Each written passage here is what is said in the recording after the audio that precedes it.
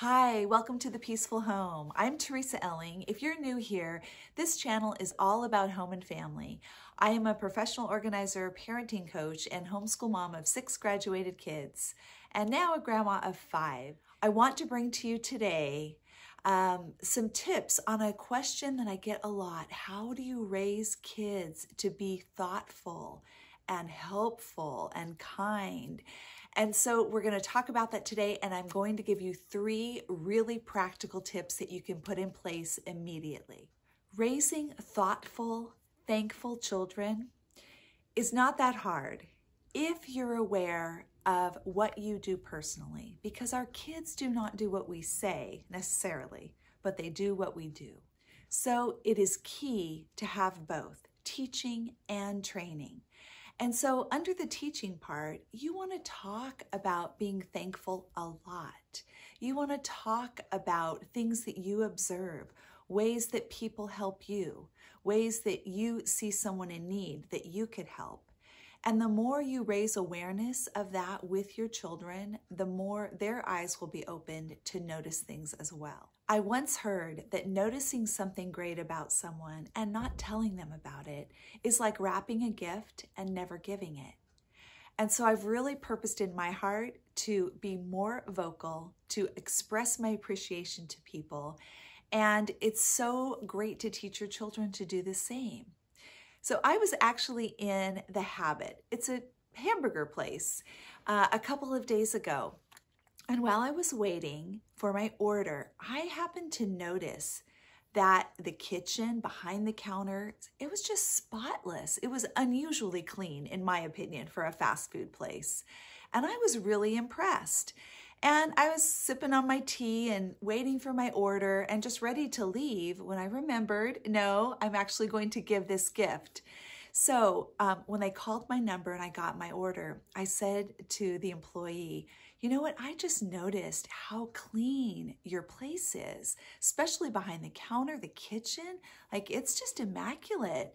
And she looked completely stunned. And she said, oh, well, thank you. We try really hard. And that is really the key.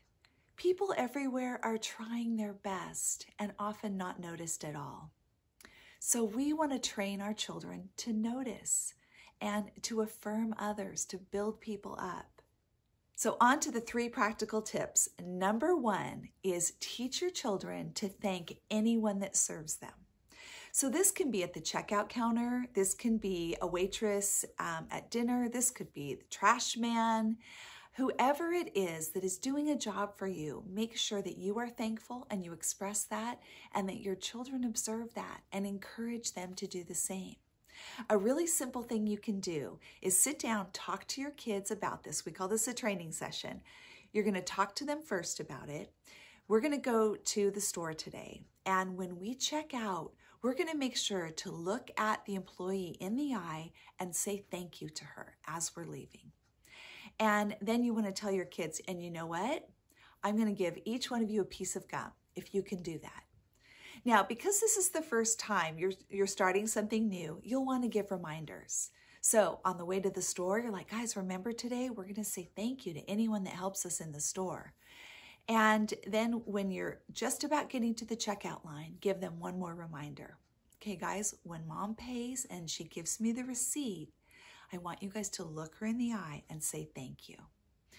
And then if they do it, as you're walking out, you give them lots of praise. You give everyone their favorite flavor of gum or whatever little treat you might have.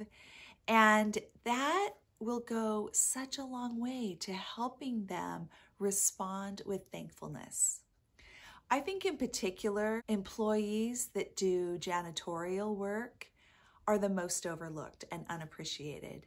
But I'll tell you, I hate dirty surfaces and messy floors in public places. So their job is really important. So talk to your kids about that. Just say, this is one of the most important jobs there is.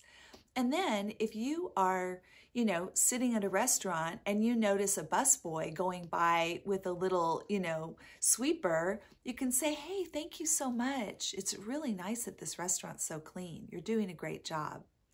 Little things like that are just really important to build up people and truly appreciate them. And then you're also modeling for your children at the same time.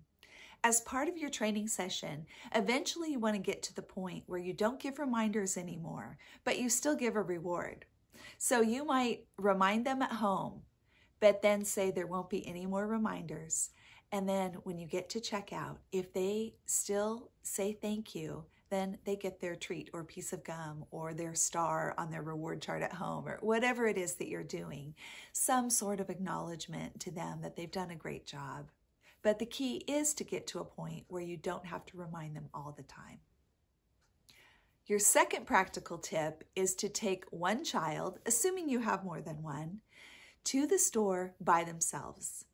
Now, this is not just to go shopping, but this is a training session. So you're going to talk to them before. We are going to look for ways to appreciate people that are serving us, and we are going to look for ways to serve others. So you might go through and just ask. You could do this with all of your children, but you're only going to take them one at a time to the store. So you're going to ask your child, can you think of ways that people in a store serve us? They stock the shelves, they sweep the floors, they check us out and bag up our groceries, give us a receipt. They might welcome us at the door. So all the different ways that employees help, talk that through. We're going to look for people like that, and we're going to thank them for what they do. And then also, we're going to look for ways to serve.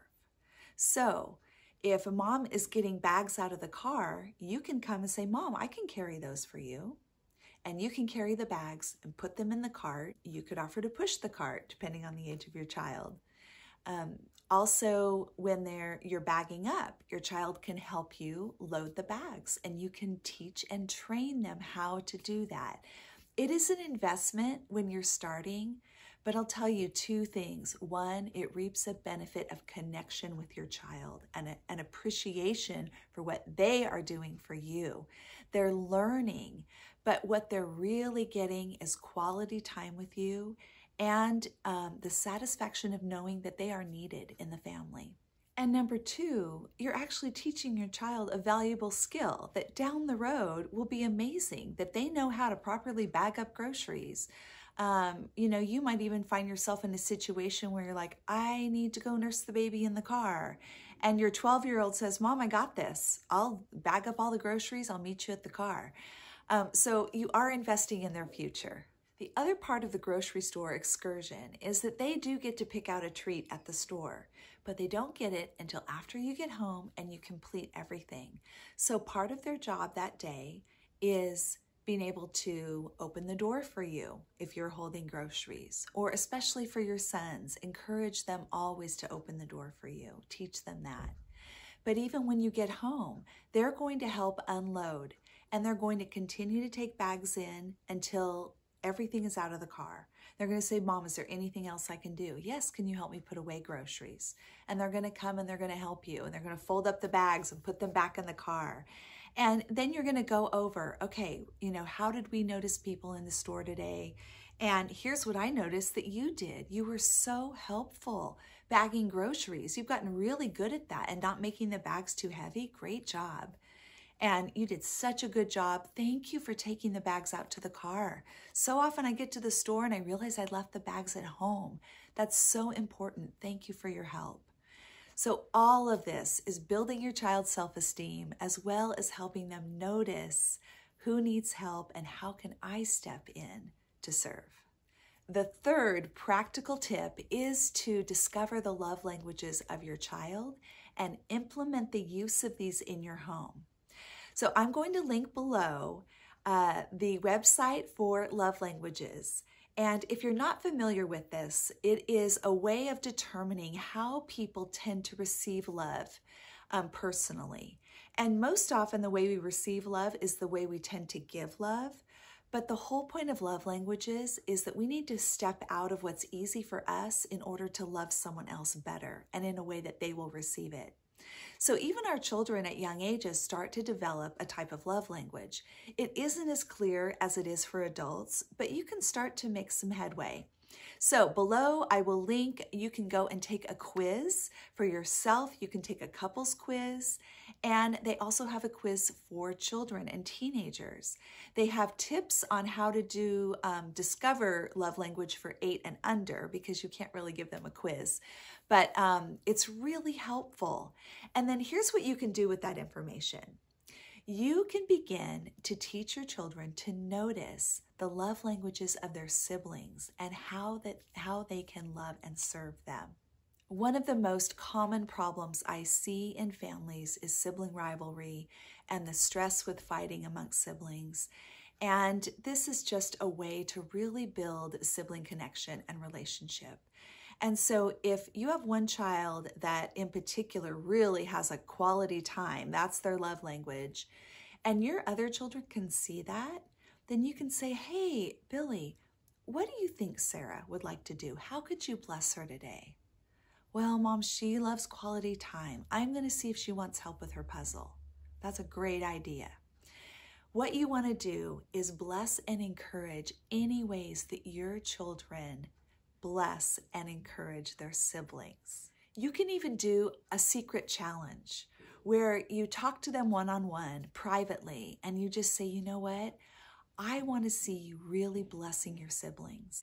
And so I want you to look for ways to do that. And if you find a way that you can secretly bless a sibling, so for example, you sneak in and make your brother's bed while he's brushing his teeth and he doesn't even know who did it, I want you to come and tell me, and I will be in on your little secret.